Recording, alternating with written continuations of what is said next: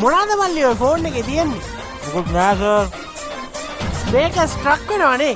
ඕකේ capacity නෑ sir. ඒකනේ මේවා ක්ලීන් කරන්න. සමත් ක්ලීන් ශ්‍රී ලංකා. අනියන් සම්බන්ධතාවයක් එහෙම තියෙනවද? ලාවත. ක්ලීන් ශ්‍රී ලංකා.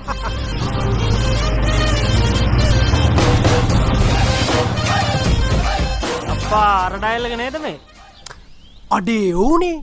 මතකනේ ඕකගෙන් ගිය පාර ලයිසන් එක ගෙනහලා පච වුණා. හැබැයි මේ පාර නම් ඕකගෙන් ලයිසන් ඉන්ෂුරන්ස් ගෙන අහන්න නැතුව වෙන මොන හරි අහමු. අනියම් සම්බන්ධතාවයක් එහෙම තියනවද? මට නම් නෑ සර්. හැබැයි මගේ කෙල්ලට නම් තියෙනවා. ඇයි සර්? අපි ක්ලීන් ශ්‍රී ලංකානේ. ඒ නිසා මේ වගේ දේවල් වෙන්න බෑ. මම නම් ක්ලීන්. හැබැයි මගේ කෙල්ල නම් ක්ලීන් නෑ. ඈ? ශාන්ත මං කියන දේ පොඩ්ඩක් හොඳට අහන්නකෝ. දැන් අපි බැන්දට පස්සේ මගේ යාළුවා ඇහුවොත් ඔයාගේ හස්බන්ඩ් ඉංජිනේර කෙනෙක්ද? බිස්නස්මන් කෙනෙක්ද? ක්‍රීම් කම්පැනි එක අයිතිකාරයෙක්ද? අඩුම තරමේ ඡන්දිලෙන මිනිස්සෙක්වත්ද කියලා ඇහුවොත් මගේ කිසි අවුලක් නෑ. ඔයා කැමති මොකටද? ඒක කියන්න. මං ඕවට බාධා කරන්න යන්නේ නෑනේ. මේක විහිළුවක් නෙවෙයි. මට හැම දෙයකටම සල්ලි ඕනේ.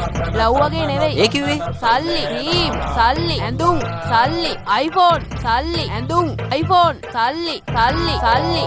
මොනවද මල්ලි කල්පනා කරන්නේ? මම ක්ලීන් වුණ පළියට මගේ කෙල්ල ක්ලීන් නෑ. මගේ කෙල්ල ක්ලීන් වුණා නම් එයා බැඳපු එකෙක් එක්ක ක්ලීන් නැති වැඩ කරන්නේ නෑ. එයාත් ක්ලීන් නෑ කියලා මමත් ක්ලීන් නෑ කියලා කියන්න බෑ.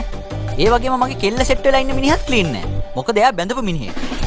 එහෙම කියලා බැඳපු මිනිහාගේ නෝනා ක්ලීන් නෑ කියලා කියන්නත් බෑ. එයාගේ නෝනා ක්ලීන් වුණ පළියට එයාගේ මහත්තයා ක්ලීන් වෙලත් නෑ.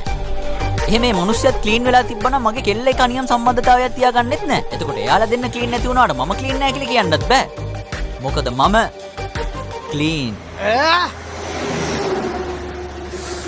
මොකක්? ඒකට තියෙන සල්ලි පිස්සුව නිසා සල්ලි තියෙන බැඳපු එකෙක් එක්ක සෙට් වුණා. ඕක ඉතින් කෙලින් කියන්න බෑ වැල්වට අරන් කියන්න නැතුව. එහෙනම් අර බැඳුම් මිනිස්සයා දැන් සල්ලි වලින් වැඩක් ගන්නවා ඇතිනේ. මාසෙට සර්විස් 2-3ක් විතර කරනවා ඇතිනේ. මගේ ඔය දාලා ගිය කෙල්ලත් හරියට බස් එකේ බිල් එක වගේ. මොකද මල්ලි එහෙම කිව්වේ? මොකද ගහන්නත් නවත්තනවා. නවත්තන්න ඕන උනාමත් ගහනවා. ඒනාලා බලන් යද්දි මුගේ කෙල්ලට හින විතරනේ ගහලානේ.